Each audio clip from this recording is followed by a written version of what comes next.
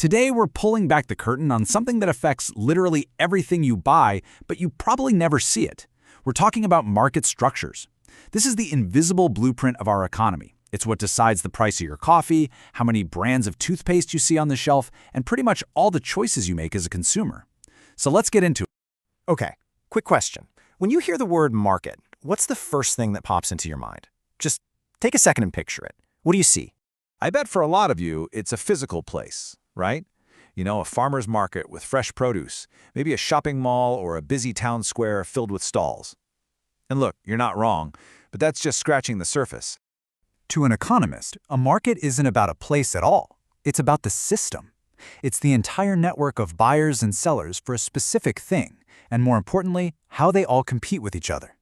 It doesn't matter if they're in the same building or on opposite sides of the planet. And that word right there, competition, that's the key to this whole thing. The amount of competition is what defines a market structure, and that structure shapes, well, pretty much everything. Let's break down how that works. The easiest way to think about this is like a spectrum. On one end, you have total, chaotic, maximum competition. We call that perfect competition.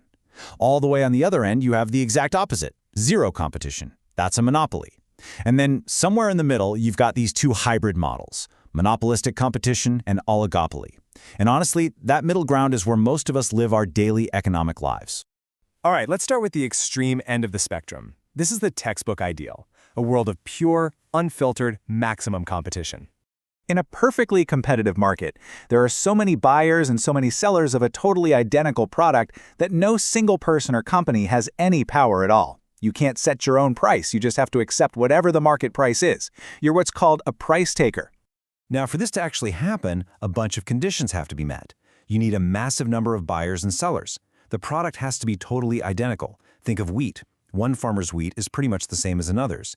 And it has to be super easy for new businesses to jump in or out of the market. The classic example is farming. You have millions of farmers and millions of buyers. No single farmer can just decide to charge double for their wheat, because the buyer would just go to the next farm over. The market sets the price, and everyone just has to roll with it. Okay, now let's do a complete 180 and jump to the other end of the spectrum. What happens when you get rid of all the competition? Well, you get a monopoly. And this table really just lays it out perfectly. Instead of tons of firms, a monopoly has just one. Instead of identical products, a monopoly sells something completely unique. And here's the big one. Instead of being a price taker, a monopolist is a price maker. They set the price. I mean, the name says it all, right?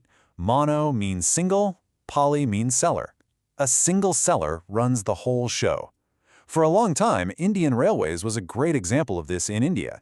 If you wanted to travel by train, they were your only option. Your choice was simple: buy from them or don't go. So how does a company hold on to that kind of power? Well, monopolies are usually protected by huge barriers that keep anyone else from competing. Things like government licenses or exclusive patents. This gives them total control over the supply, which means they can set the price to whatever they want. They can even charge different people different prices for the exact same thing. So yeah, perfect competition and pure monopoly are fascinating ideas, but in the real world, they're pretty rare. Most of the time, the stores we shop in and the products we buy exist in that messy middle ground we talked about. First up is this thing called monopolistic competition. It sounds like a contradiction, I know, but it's actually a perfect description. It's got lots of sellers, like in perfect competition, but, and this is the big but, their products are all a little bit different. Just think about toothpaste for a second. You go to the store and you see Colgate, and then right next to it is Close-Up, and Pepsodent, and a dozen others. They all do the same basic job, right? They clean your teeth. But they're not identical, and that is product differentiation. Each company uses branding, special flavors, unique packaging, and advertising to convince you that their toothpaste is special. So in a way, Colgate has a tiny monopoly over the Colgate brand, but it's still forced to compete like crazy with everyone else on that shelf. And that brings us to our last stop, the oligopoly. This is any market that's dominated by just a handful of huge companies. Think about car companies, or maybe the big tech giants that make our smartphones. Because there are so few major players, it's like a high-stakes chess match. If one company cuts its prices or launches a flashy new feature, all the others have to react immediately. Every move is interconnected. So, after all that, you might be thinking, okay, cool economic theory, but why should I care? Well, you should care because this stuff directly affects your life every single day, from the choices you have to the quality you get to the money you pay. So here's the takeaway. The structure of a market decides everything. The more competition there is, you generally get lower prices, better products, and more innovation. It's the reason you can choose from 50 different kinds of breakfast cereal, but you probably only have one company to call for your water supply. Understanding the spectrum from perfect competition to pure monopoly gives you a whole new way to see the world around you. So, I'll leave you with a final thought.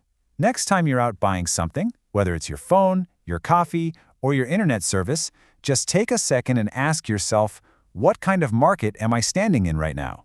The answer tells you a lot about the world we've built.